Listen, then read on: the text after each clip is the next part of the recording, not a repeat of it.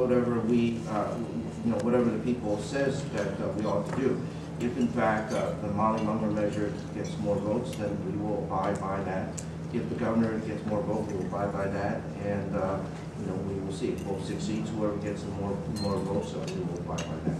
So that's sort of the a nutshell in terms of those two measures.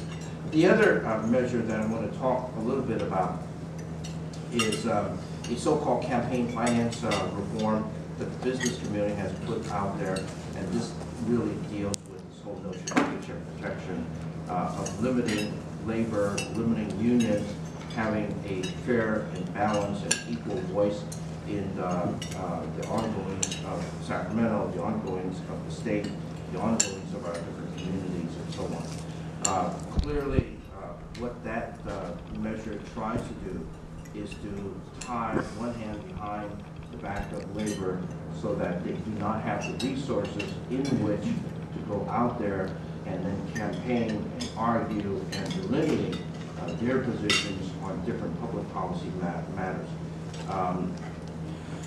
There are some people that think that unions are bad things. I believe that unions represent teachers, they represent our public safety officials, they represent healthcare professionals, nurses, and other individuals. They represent a whole slew of working people within the state of California. Absent this particular ability to go out there and raise money and articulate their positions and so on, the voices of working people will absolutely diminish and maybe die. And so what this measure tries to do then is to limit the ability of labor to amass dollars in order to articulate their position. And one of the interesting things about this particular measure, and I kind of get it, I understand, I mean, if you could somehow disadvantage your opponent, so be it, and so on, but at least for me, I think that if we're going to fight, we want to fight fairly.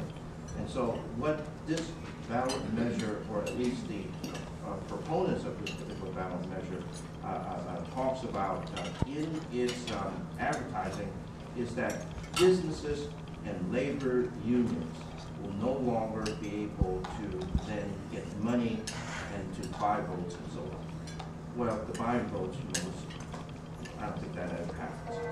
But in terms of silencing business and labor, you would think that that's a fair way of doing things. If labor and businesses cannot get those dollars, then isn't that a fair thing? And the only problem with that argument is that most of the dollars that are represented by business do not come from businesses. They